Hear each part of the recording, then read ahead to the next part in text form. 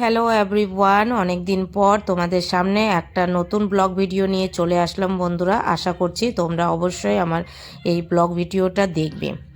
তো যাই হোক, এখন আর আগের মতো ফেসবুকে কাজ করতে ইচ্ছা করছে না বন্ধুরা, এবং সেরকম এনার্জি পাচ্ছি না ফেসবুকে কাজ করার, যেহেতু এখন ফেসবুক একদম চেঞ্জ হয়ে গেছে। বলতে গেলে আগে ছিল ফেসবুকের জায়গাটা ভালোবাসার জায়গা, কিন্তু এখন ফেসবুক হয়ে গেছে একদম স্বার্থপরের জায়গা। তাই আর ভালো লাগে না। অনেক ভিডিও দেখছি এবং অনেক কিছুই দেখতে পাচ্ছি, শিখছি এবং জানতে পারছি। আর কি বলবো, যাই হোক, ওগুলো কথা নিয়ে বেশি বলবো না। সত্যি আগে খুব ভালো লাগতো ফেসবুকে কাজ করতে, এবং প্রত্যেকটা মানুষের সাথে কথা বলে ভালো লাগতো, এবং একটা ভালোবাসার জায়গা ছিল বলতে গেলে। কিন্তু এখন আর সেই জায়গা পাচ্ছি না আমি ফেসবুকে। আর তার জন্যই একটু সময়টাও কম দিচ্ছি, কেন কি এখন ফেসবুকের যা পরিস্থিতি, এবং প্রত্যেক দিন নতুন নতুন আপডেট কিছু না কিছু আসছে, এবং ফেসবুকেই জানি কেমন একটা চেঞ্জ হয়ে গেছে, এবং আগের ভালোবাসার মানুষগুলোর খোঁজ খুবই কম পাওয়া যায়। তার জন্যই বন্ধুরা বললাম যে ফেসবুক এখন স্বার্থপরের যুগ হয়ে গেছে। তো কেউ মনে কিছু করো না, আমার যেটা মনে হলো সেটাই বললাম। এবং তোমাদের কাউকে যদি আঘাত লেগে থাকে তাহলে আগে থেকে ক্ষমা চেয়ে নিলাম, আমাকে ক্ষমা করে দিবেন যদি কাউকে যদি আঘাত দিয়ে থাকি। তো যাই হোক, সত্যি বলতে এখন আর ফেসবুক ভালো লাগে না।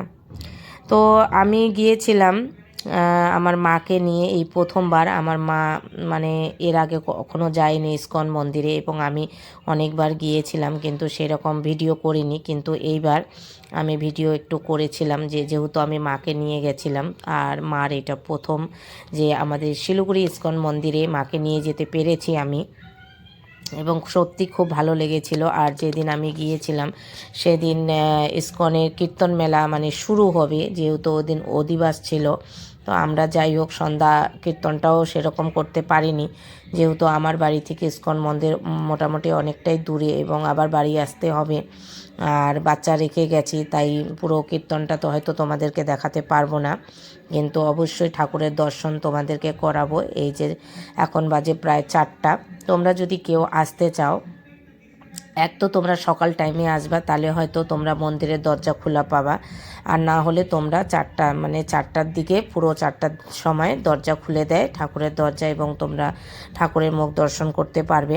তো বন্ধুরা, যাই হোক, যে যতটুকু জানি সেটাই তোমাদেরকে বলার সবসময় চেষ্টা করি। তো আমরাও সেরকম একটু তাড়াতাড়ি গিয়েছিলাম, তো ততক্ষণে মাকে একটু এদিক ওদিক ঘুরিয়ে দিয়েছি, এবং পাক্কা 3:45টার দিকে এই বাইরের দরজা খুলেছে, ঠাকুরের ঘরের। তখন আমরা ভিতরে গেলাম, এবং পুরো 4টার দিকে ঠাকুরের মুখ দর্শন পর্দা তুলে দিয়েছিল, তখন দেখতে পেয়েছিলাম।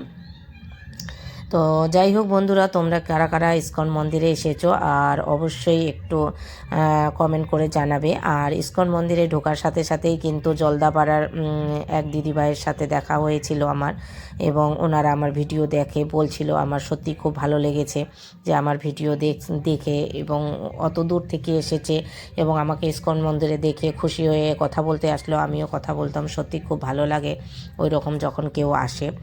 আর তার মধ্যে বন্ধুরা একটা কথা বলি, এই যে দেখো আমাদের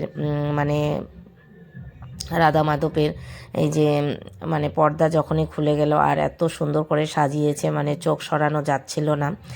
আর কাছে থেকে যে হয়তো অতটা ভালো করে আমি তোমাদেরকে দেখাতে পারিনি, কিন্তু কাছে থেকে যখন দেখবে সত্যি মন ভরে যাবে একদম দেখে। তো তোমাদেরকে কেমন লাগলো আমার এই ভিডিওটা অবশ্যই কমেন্টের মাধ্যমে জানাবে। টাটা, বাই বাই বন্ধুরা।